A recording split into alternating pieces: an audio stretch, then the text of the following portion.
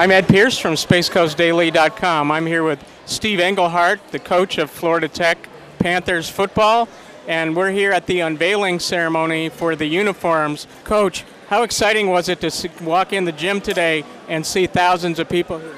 Well, it's fun. The support, you just can't beat it. For the last year, the support from the community, from this campus, they're excited about football. So it's fun to finally be able to present our team to them, and of course the uniforms. Everyone was excited to see the uniforms.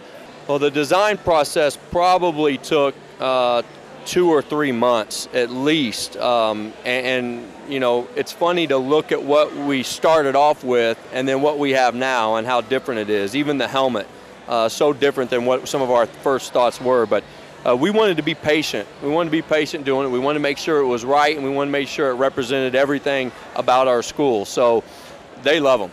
They love them. I mean, the kids absolutely think that they're great. They love the helmet. Everything about the uniform I think that they're really excited about, and I think once again it represents them as well. As Coach Irvin said, we're very proud of our national championships, and you can see them up there on the wall. And that's just the beginning, because we're on a mission. We're on a mission to show that we can have bright, smart students taking real courses and real majors that result in jobs that pay well, and they can also be great athletes. And we're on a mission to prove it, that that's what we have at Florida Tech, great student athletes. We're here with Gary Holmes Jr. He's from West Palm Beach. He's a freshman here at Florida Tech.